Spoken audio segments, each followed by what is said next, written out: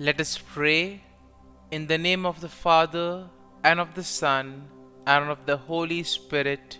Amen.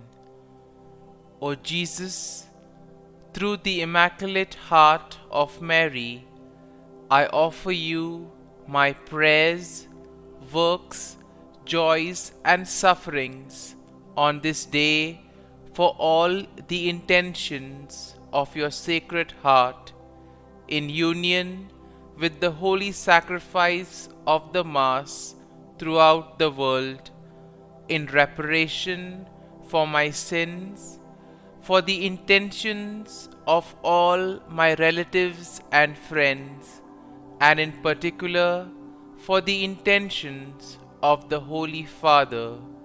Amen. Let us together pray for the intentions of the Holy Father for the month of July, for a Eucharistic life. We pray that Catholics may place the celebration of the Eucharist at the heart of their lives, transforming human relationships in a very deep way and opening to the encounter with God and all their brothers and sisters. Our Father, who art in heaven, hallowed be thy name. Thy kingdom come, thy will be done, on earth as it is in heaven.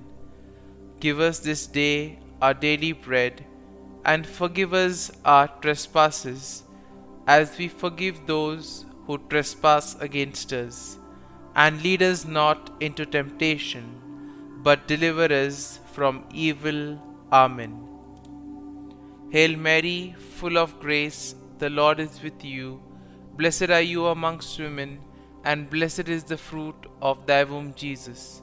Holy Mary, Mother of God, pray for us sinners, now and at the hour of our death. Amen.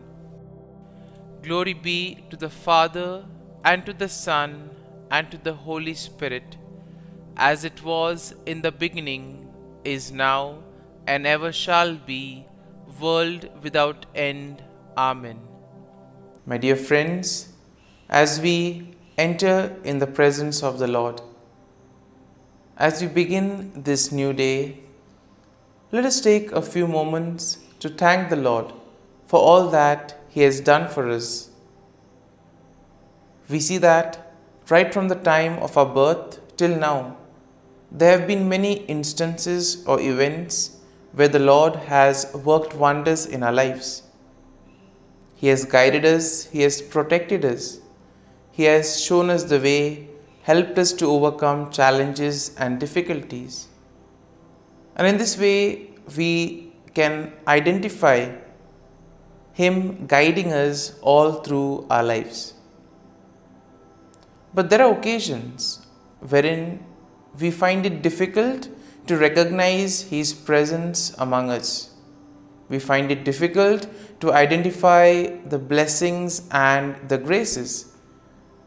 And here we see that it is in these occasions that we need to specially ask the Lord to give us the grace that we may be able to identify those graces, those blessings in our lives.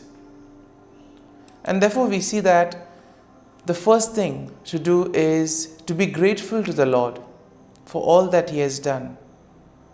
And therefore, as we begin today's morning prayer, let us begin on this note of gratitude.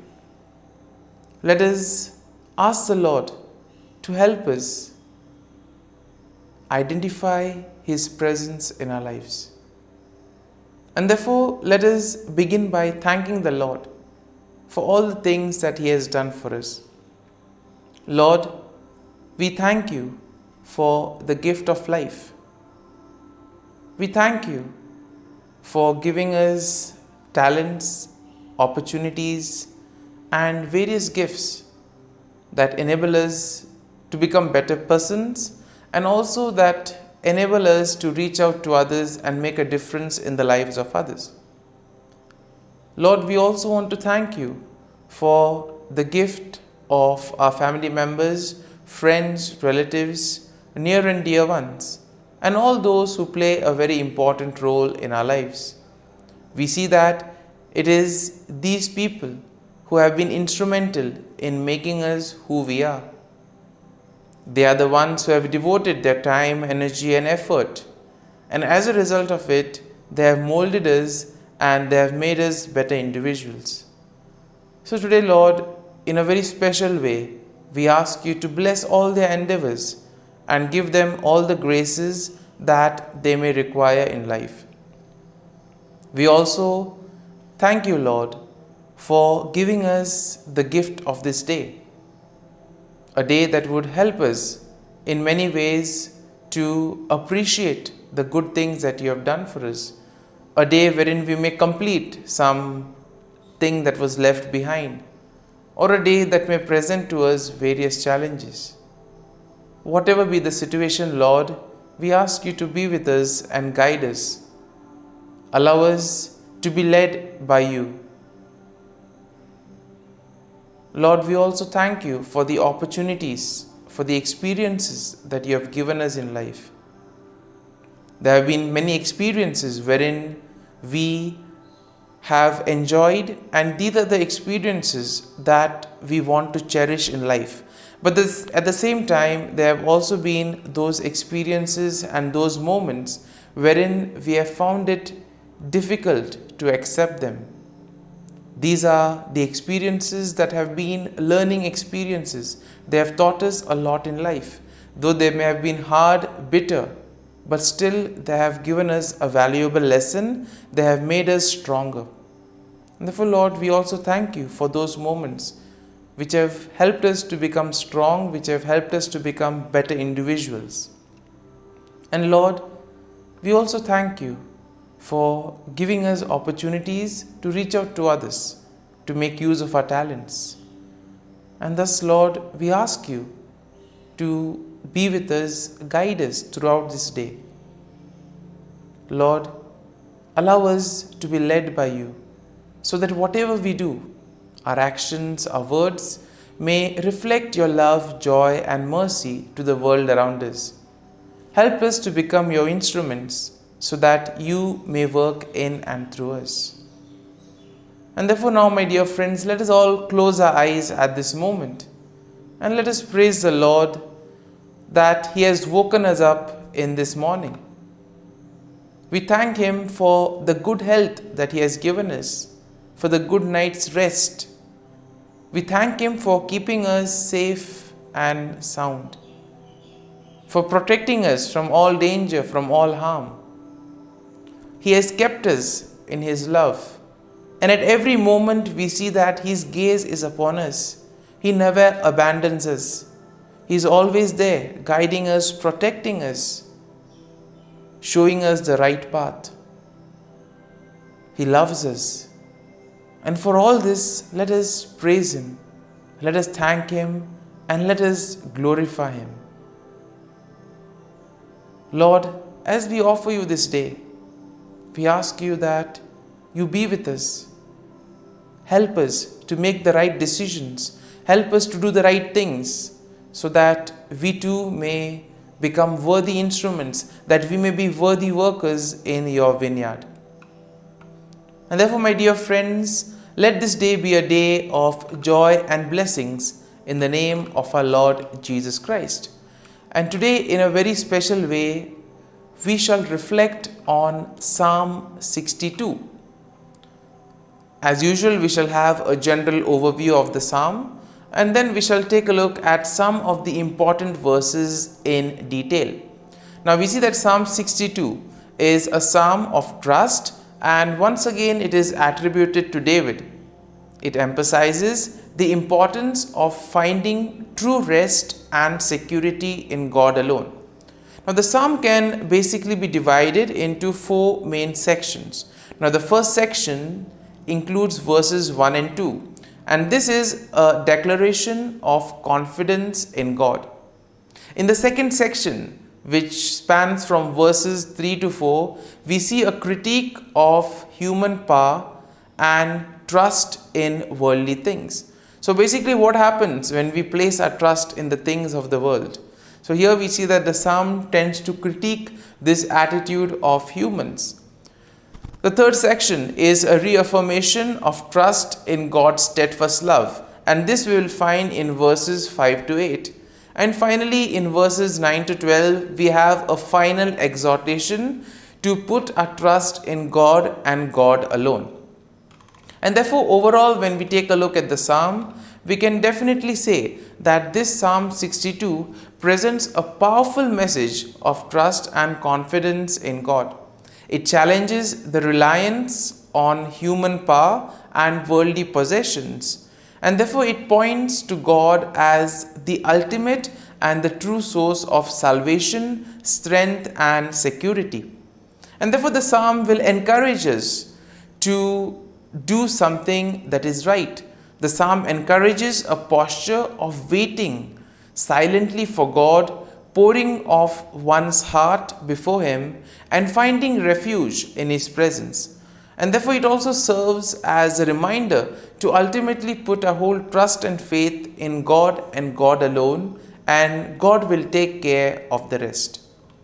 And now let us go into the detail of the psalm. Now verses 1 to 2 goes like this: Truly my soul silently waits for God. From Him comes my salvation. He only is my rock and my salvation. He is my defense. I shall not be greatly moved. And here we see that David begins by expressing his unwavering confidence in God. He declares that his soul silently waits for God, and he recognizes that true salvation comes from God and God alone. And therefore we see that David will acknowledge God as his rock, his salvation, and his defense. And thus we see that David affirms that God will help him. And because of this, David will not be shaken up or be distressed by any external circumstances, or he will not be affected by the things of the world. In verses 3 to 4, it goes like this: How long will you attack a man? You shall be slain, all of you, like a leaning wall and a tottering fence. They only consult to cast him down from his high position. They delight in lies. They bless with their mouths, but they curse inwardly. And in this second section, we see that David criticizes those who rely entirely on human power and those who place their trust and faith in worldly things. And therefore he addresses his enemies and he exposes their deceitful intentions and actions.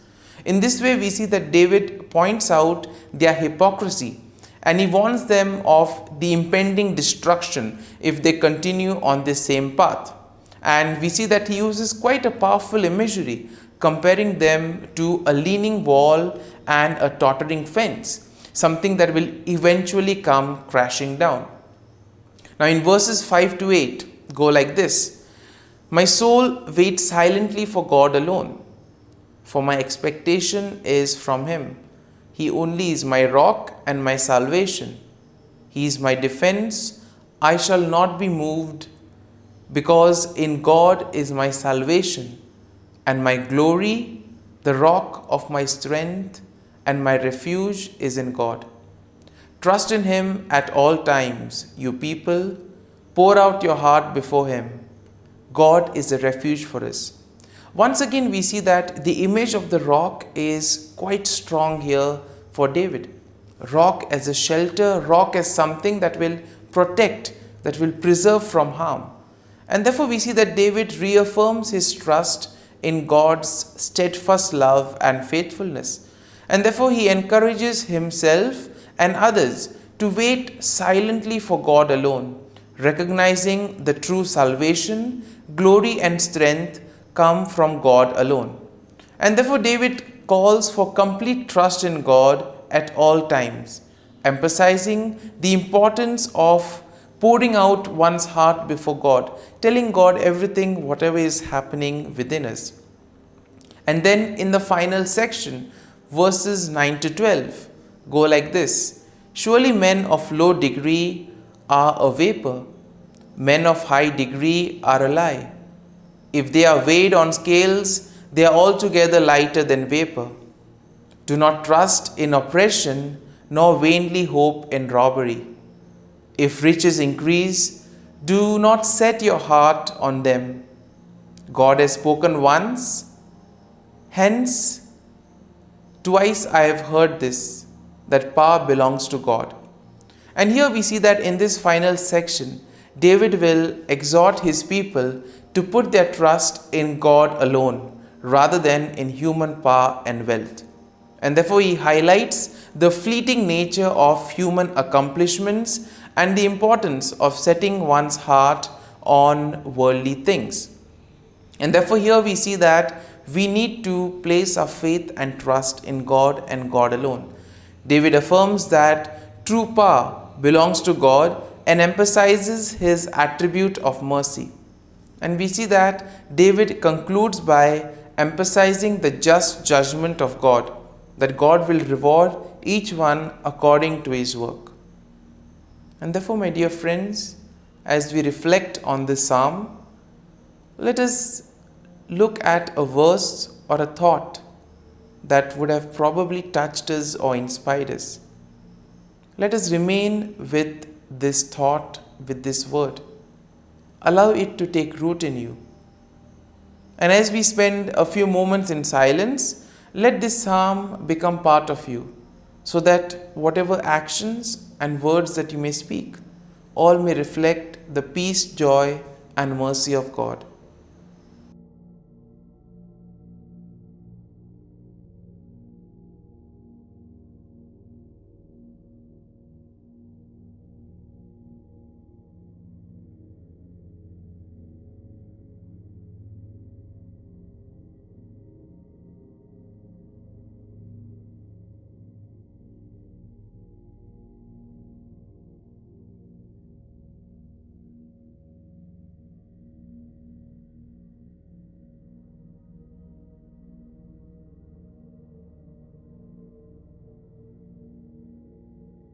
Prayer to Saint Michael the Archangel for protection. Saint Michael the Archangel, defend us in battle. Be our defense against the wickedness and snares of the devil. May God rebuke him, we humbly pray. And do thou, O Prince of the heavenly hosts, by the power of God, thrust into hell Satan and all the evil spirits who prowl about the world, seeking the ruin of souls. Amen. Act of Adoration. O Sacrament most holy, O Sacrament divine, all praise and all thanksgiving be every moment thine. Saint Gertrude Prayer for souls in purgatory. Eternal Father, I offer Thee the most precious blood of Thy divine Son, Jesus, in union with the masses said throughout the world today, for all the holy souls in purgatory, for sinners everywhere, for sinners in the universal church, those in my own home and within my family. Amen. May the divine assistance remain always with us, and may the souls of the faithful departed through the mercy of God rest in peace. Amen. Glory be to the Father, and to the Son, and to the Holy Spirit, as it was in the beginning, is now, and ever shall be, world without end. Amen.